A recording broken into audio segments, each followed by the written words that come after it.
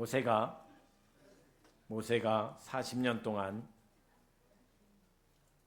늘 불순종하고 또 하나님 말씀에 순종하지 않으면서 불평과 원망을 눌러놓았던 이스라엘 백성들을 40년 동안 끌고 왔습니다.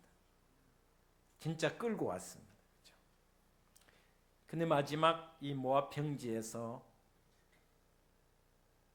1세대는 다 죽고 지금 1.5세대와 2세대, 다시 말하면 출애굽 세대는 다 하나님 나라 갔습니다. 묻혔습니다. 만나 세대, 만나를 경험하고 메추라기를 경험한 세대가 지금 바로 눈앞에 있고 가나안 땅이 바로 앞에 보입니다. 모압 평지를 이렇게 보면 마치 와룡산에서 대구 시내 전체를 보는 것과 같이 요단강을 건너면 여리고 성부터 보이고 이 가나안 땅이 보입니다. 이스라엘 땅이 보입니다. 그런 가운데 모세가 이스라엘 백성들에게 오늘 본 말씀을 전한 겁니다. 12지파, 그러니까 신명기 33장은 야곱의 축복도 있지만 모세가 업그레이드된 이스라엘 12지파에 대한 축복을 33장 전체에 하고 있습니다. 하나하나 한 지파 한 지파 축복을 합니다. 그런데 오늘은 이스라엘 전체이면서도 아셀 지파에 대한 축복을 하고 있습니다. 아셀은 레아의 여종, 그렇죠? 라헬의 언니 레아의 여종 실바의 사이에서 태어난 야곱의 18번째 아들입니다.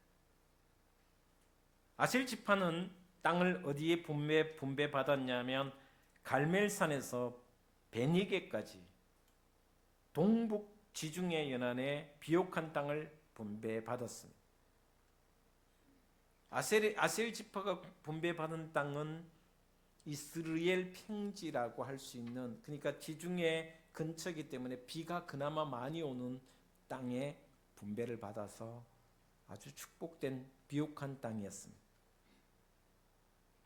근데 오늘 본 말씀 보시면 그 아셀 지파를 향하여, 그리고 이스라엘 전체를 향하여 지난주에도 제가 말씀드렸지만 여수룬이여라는 단어를 씁니다. 여러분, 여수룬이라는 단어는 말은 신명기에 3번 하고 이사야서에 딱 1번 하고 전체적으로 4번밖에 나오지 않습니다. 여수룬이라는 뜻이 뭐냐면 의로움 작은 백성, 정직한 나의 백성, 의로운 계약의 백성 등 이런 뜻을 가지고 있습니다. 그런 백성들을 아셀 지파에 국한시키지 않고 이스라엘 전체에 대한 이야기를 하고 있습니다. 그러면서 오늘 본 말씀에 이렇게 이야기합니다. 오늘 본문 말씀 왜 오늘 우리에게 중요한가? 또 이 말씀이 우리에게 왜 은혜가 되는가? 또 우리는 어떻게 이 말씀대로 살아야 하는가에 대한 이야기를 하고 싶습니다. 그러면서 이렇게 말씀하십니다. 여수론이여 너는 행복한 자다. 아니 지금 집도 없고 절도 없다 하면 안 되지. 집도 없고 지금 땅도 없고 지금 보시면 가나안 땅이 앞에 있지만 앞으로 전쟁해야 되고 싸워야 되고 할 일이 태산 같고 정말 고통스러운 과정을 겪어야 겨우 가나안 땅을 차지할 그런, 그리고 지난 40년 동안 엄청난 아픔 속에 살아왔던 이스라엘 백성들에게 모세가 외치는 말씀, 여수론이여 너는 행복한 사람이다. 많은 사람들이 행복에 대해서 이런저런 정의를 하지만 성경에서 말하는 인생의 진짜 행복에 대한 이야기를 오늘 저와 여러분이 좀 알았으면 좋겠다. 건강해야 행복하다? 그건 일시적인 겁니다. 물질이 많아야 행복하다? 불완전한 겁니다. 부부관계, 부모 자식 간에 좋아야 행복하다? 그거는 다 불완전한 것입니다. 진짜 행복이 무엇인가를 우리가 신앙으로 바라봐야 됩니다. 하나님이 말씀하시는 진짜 행복한 이스라엘은 누구냐? 그것을 오늘 본 말씀에서 좀 익혔으면 좋겠습니다. 첫 번째, 너는 행복한 사람이다. 너는 진짜 행복한 사람이야. 뭘 행복해요 지금? 먹을 것도 없고 입을 것도 없고 신발도 한 짝이고 집도 없고 수확도 없는데 하나님께서는 이스라엘 백성에게 앞으로 행복해질 것이다 이렇게 이야기하지 않습니다. 미래형으로 말씀하시지 않고 지금 너는 행복한 사람이다. 앞으로도 네 사는 날 동안 매일매일 행복할 것이다 라고, 행복하다라는 말씀을 선언하는 말씀이 오늘 본 말씀의 내용입니다. 먼저 오늘 25절에 같이 한번 보도록 하겠습니다. 25절 말씀입니다. 왜 행복한 자인지 25절에 이렇게 이야기하고 있습니다. 25절 같이 보도록 하겠습니다. 시작. 내 문빗장은 철과 노시 될 것이니 네가 사는 날을 따라서 능력이 있으리로다. 첫 번째 행복의 조건이 뭐냐면 하나님의 능력이 있기 때문에 행복한 자라는 것입니다. 할렐루야. 이것이 행복한 사람의 첫 번째 조건입니다. 나의 삶에, 여러분의 삶에, 이스라엘의 모든 삶에 하나님의 능력이 함께 하실 때 행복자라는 것입니다. 자, 지금 이스라엘 백성은 아직 광야에 있습니다.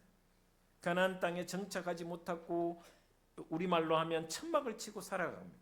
그런데 너희가 가나안 땅에 들어가면 문빗장은 철과 노시 될 것이다 라고 이야기합니다. 여러분, 문빗장, 철과 노시, 문과 빗장이 철과 노스로 됩니다. 지금 이스라엘 백성들은 광야에서 살아왔습니다. 출애굽한 백성입니다. 그들이 가지고 있는 무기라야 무기랄 수도 없는 것이 대부분 뭐였냐면 청동기였습니다. 청동은 부러지거나 또 아니면 물러지는 것이 청동입니다. 철 앞에서는 청동은 아무 소용이 없습니다. 그 당시에 철은 엄청난 혁명이었습니다.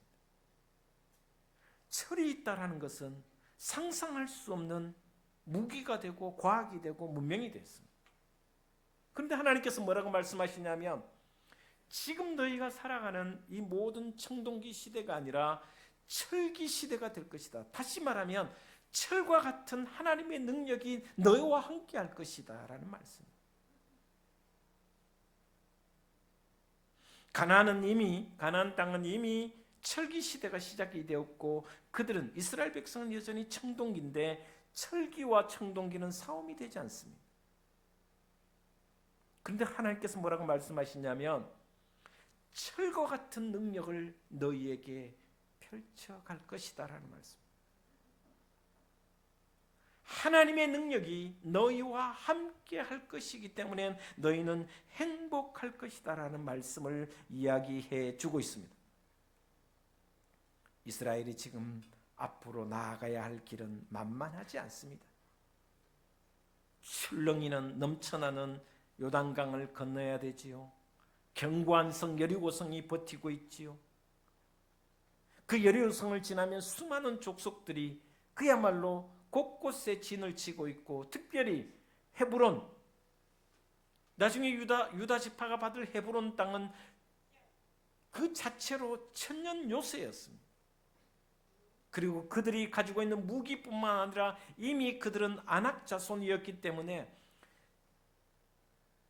이스라엘 백성이 가나안 땅을 지날 때 그 이스라엘 백성들의 평균 신장이 키가 얼마냐? 145에서 150cm였습니다. 여러분 145cm 되면 우리 막내가 지금 143, 4 정도 되니까 이것밖에 안 돼요. 어린아이예요. 안학자 수는 180이 넘는 거예요. 180, 190이 되는 거예요. 제가 기람이 앞에 섰다고 생각해 보세요. 기람이 몸무게 90, 100 조금 덜 됩니다. 184cm. 제가 아버지가 아니고 제가 조카처럼 느껴질 때가 사람들이 몸에서 말입니다. 이스라엘이 가나안 땅에 들어가는 것은 상상불허입니다. 왜? 그들이 스스로 메뚜기 같이 여겼다는 이유가 뭐냐 하면 이미 몸의 몸집에서 엄청난 차이가 났습니다. 헤비급과 경량급이었어요. 싸움이 되지 않습니다. 그래서 10명의 정탐꾼은 우리는 죽어도 가나안 땅에 들어가지 못한다라고 이야기했습니다. 이유는 이미 주눅이 들었기 때문에. 그들이 가지고 있는 경관성 그리고 강력한 무기, 우리는 청동기고 그들은 철기 무기고 우리는 145cm밖에 안 되고 그들은 180cm가 넘는다. 이건 싸움이 되지 않는다. 요즘은 대한민국이 이제 평균 신장이 많이 커졌습니다. 옛날에 유럽과 축구하면 강력한 투지 아니면 싸울 수가 없습니다. 손흥민이 아무리 요즘은 손흥민 같은 뛰어난 친구가 좀 생기긴 하지만 그래서 차범근이라는 축구 선수가 독일에서 살아남은 것은 대단하다. 게임이 안 되는 거예요. 맨날 밀리서 몸에 한 부딪히면 저 나가서 이렇게 툭 떨어질 수밖에 없는 거예요. 그런 험난한 과정이 있지만 그러나 너는 행복하다. 왜? 내가 너와 함께 하리라. 하나님의 능력이 너의 가운데 함께 하기 때문이다 라고 말씀해 주기 때문에 여러분 인생의 행복이 어디에서 시작돼요? 하나님의 능력이 우리 가정에 함께 하시며 하나님의 은총이 내 삶에 펼쳐지니 그것으로 행복한 자로 살아가는 저와 여러분의 신앙이 되기를 주의 이름으로 축복을 드립니다. 오랜 세월 이스라엘은 한번 생각해 보시면 가나안 땅에 정착했지만 오랜 세월 동안 그들은 외세의 침입을 받았습니다. 아시리아, 바벨론, 이집트 수많은 외세, 지금 우리와 똑같습니다. 우리가 지금 어떻게 할 수가 없잖아요. 미국이 언제 동맹이었습니까? 지금 완전히 돈 내놔라. 안 내놓으면 그냥 한다. 이런 말이잖아요. 중국은 중국대로 우리를 삼키려고 하죠. 일본은 일본대로 우리를 힘들게 하려고 하죠. 이런 위기 가운데 있을 때 하나님의 능력이 함께 하십니다. 이스라엘이 그런 사람, 그런 존재였습니다. 하나님의 능력이 함께 할 때 아무리 외세와 아무리 어려움이 있어도 행복한 삶을, 인생을 또 나라가 될 것이다라는 약속의 말씀을 해주고 있습니다. 그러면서 오늘 여기서 딱 한마디 더 살펴봐야 될 것입니다. 자, 25절 다시 한번 딱 보면 한번 따라하겠습니다. 네가 사는 날을 따라서. 여러분 이 말씀 너무나도 중요한 말씀. 한 주간 지켜주겠다가 아닙니다. 한 달 동안 내가 능력을 펼치겠다는 것이 아닙니다. 1년 동안 펼치겠다가 아닙니다. 네가 사는 날을 따라서 매일매일 매 순간순간 하나님의 능력이 함께 하시기 때문에 너는 행복자로다라고 말씀하고 있는 것입니다. 여러분 가정에 물질적으로 어려움이 있습니까? 질병으로 인하여 고통 속에 있습니까? 염려하지 마시고 두려워하지 마십시오. 하나님의 능력이 여러분과 함께 하시는 줄 믿으시기를 바랍니다. 이것이 우리 신앙이 될 때 행복한 사람이 될 수 있습니다. 두 번째 26절 27절에 이렇게 하나님 말씀해 주고 있습니다. 26절 같이 보도록 하겠습니다. 시작. 여수르니여 하나님 같은 이가 없도다. 그가 너를 도우시려고 하늘을 타고 궁창에서 위엄을 나타내시는도다. 27절 영원하신 하나님이 내 처소가 되시니 그의 영원하신 팔이 내 아래에 있도다. 그가 내 앞에서 대적을 쫓으시며 멸하라 하시도다. 할렐루야. 여기 단어를 자세히 한번 보십시오. 두 번째 우리가 행복할 수 있는 것은 하나님이 우리를 보호하시기 때문에. 어떻게 보호하시냐? 26절에는 그가 너를 도우시려고 하늘을 타시고 궁창에서 위엄을 나타내시는, 하늘 위에서 우리를 도우시려고 궁창에서 하늘을 타시고 또 궁창에서 자신의 위엄을 나타내신다.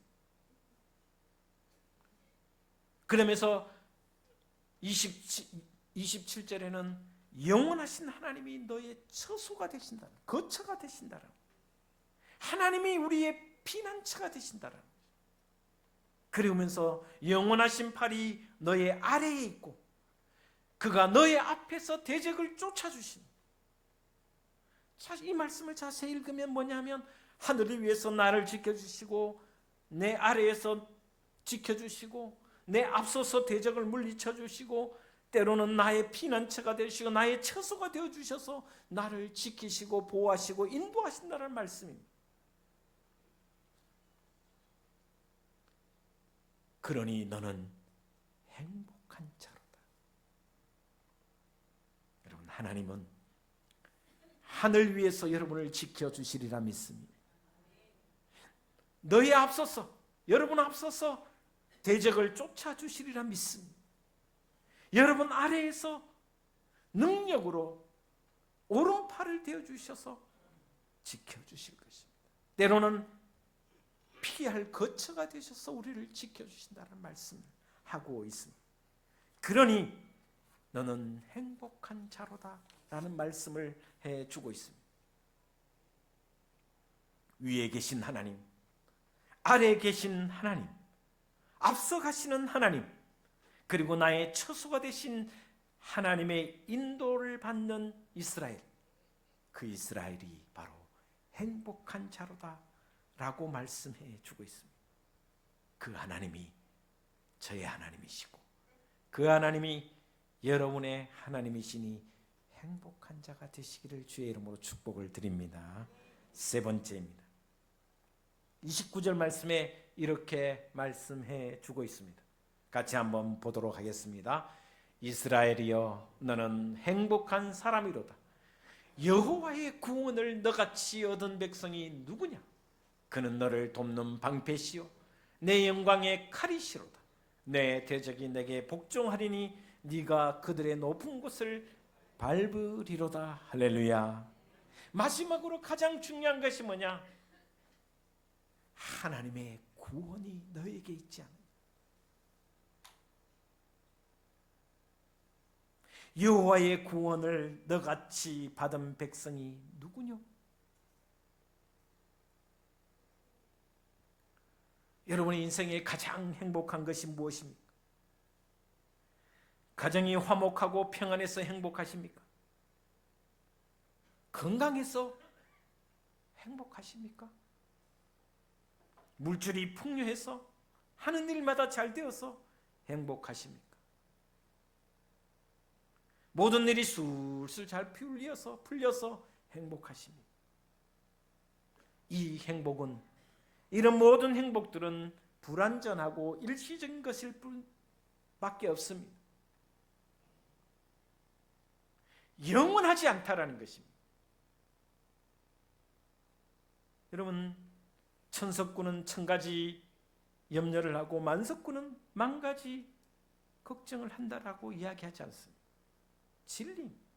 물론 돈이라는 것이, 물질이라는 것이 풍요롭게 하기 때문에 유익하고 우리의 인생에 도움이 됩니다. 필요합니다. 좋습니다.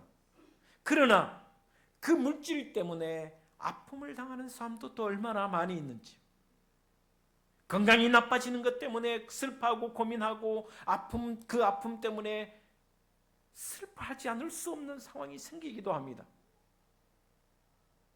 그러나 우리 믿는 자가 반드시 가슴에 새겨야 할 것이 바로 이 말씀입니다. 건강하지 않아도, 물질이 풍요하지 않아도 또 가정에 아픔이 있어 상처가 있을지라도 하나님의 구원이 너에게 있으니 행복한 자로다 라는 말씀입니다. 이것이 하나님이 이스라엘 백성들에게 외치고 또 가르치는, 모세를 통해서 가르친 마지막 말씀입니다. 너의 구원으로 인하여 행복하지 않느냐? 너같이 구원받은 자가 어디에 있느냐? 네가 잘해서가 아니야. 네가 똑똑해서 아니야.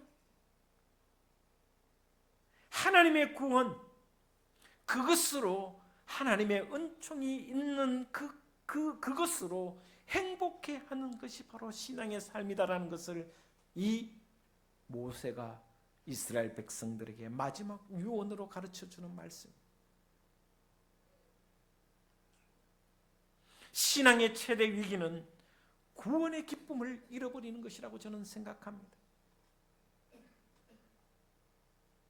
어떤 형편과 상황 가운데서도 하나님이 나를 구원하셨다는 것을 잊어버린다면 가장 불행한 사람이고, 그 구원을 기뻐하지 못하는 사람이 가장 불행한 사람이라고 생각합니다. 여러분, 세계에서 가장 유명한 설교가가 많이 있습니다마는 그 중에 존 스펄전이라는 목사님이 있습니다. 이분은 설교 한번 하면 5만 명이 운집해서 들었다고 합니다. 요즘처럼 마이크가 돼 있는 것도 아니잖아요. 5만 명, 3만 명, 구름대 같이 몰려와서 그 교회 안에 운집한 사람들이 너무 많아서 밖으로 갈 수밖에 없는 이 위대한 설교가입니다. 스펄전. 저도 스펄전 설교집을 종종 보기도 합니다. 대단한 설교가다 생각합니다. 스펄전 목사님이 어느 날 서재에서 말씀을 묵상하고 있었는데 엉엉 울고 있었습니다. 아내가 너무 놀라서, 아니 여보, 왜 갑자기 말씀 보다가 우냐고, 무슨 일이 있냐고 뛰어와서 물었습니다. 그 대설교가 스펄전 목사님이 손등으로 눈물을 닦으면서 이렇게 말했습니다. 오늘은 내가 십자가를 생각해도 감동이 없다고. 아무리 십자가를 쳐다보고 아무리 십자가를 묵상해도 감동이 없다고. 그러면서 더 뜨겁게 눈물을 흘렸다라는 것입니다. 구원의 감격을 잃어버린 그리스도인, 십자가의 감동이 사라진 그리스도인, 놀라운 은혜의 감사를 잃어버린 그리스도인, 이런 분이 가장 불행한 사람입니다. 하나님은 지금도 동행하고 계시고, 과거의 내 삶 속에서도 여전히 동행하고 계셨고, 지금도 동행하고 계시고, 미래에도 앞으로도 우리의 대적으로부터 구원자가 되신다라는 것을 약속해 주셨습니다. 그러기에 그 구원자 되신 하나님을 바라볼 때 감사하며, 그 구원자 되신 하나님을 향하여, 하나님을 인하여 행복하다고 고백할 수 있는 것이 신앙의 위대한 고백입니다. 여러분의 생애가 다하는 그날까지 내 삶 속에, 내 인생에 언제나 동행하시고 함께 하실 그 구원의 하나님을 찬양하며 감사하며 행복한 자로 살아가는 그런 저와 여러분 되시기를 주의 이름으로 축복을 드립니다. 그 행복한 감정이 있다면, 감동이 있다면 이 추석에, 이 명절의 기간에 그냥 있을 수가 없지 않겠습니까? 행복의 삶, 나는 구원으로 인하여 행복하다는 것을 사람들에게 전해야 되지 않겠습니까? 오늘 말씀을 다시 생각합니다. 이스라엘 백성들 고난과 아픔 가운데 있지만, 여전히 아직 가나안 땅에 들어가지 못했지만 하나님은 말씀하십니다. 지금 현재 너는 행복자로다. 하나님의 능력이 너와 함께하기에 행복하다라고. 하늘의 하나님, 궁창의 하나님, 하늘을 타고 오시는 그 하나님, 위에 계신 하나님, 아래에 계신 하나님, 앞서가시는 하나님, 처소가 되신 하나님이 너를 보호하시기에 너는 행복할 것이다 하고 행복하다라는 거죠. 또한 무엇보다 지금도 과거에도 미래에도 구원하실, 또 구원하신 그 하나님이 너와 동행하시니 너는 행복자로다. 이 행복한 믿음의 삶을 증거하며 복음을 전하며 하나님의 나라를 선포하는 저와 여러분의 삶이 되기를 주 예수 그리스도 이름으로 축원을 드립니다. 기도하겠습니다. 주님 감사합니다.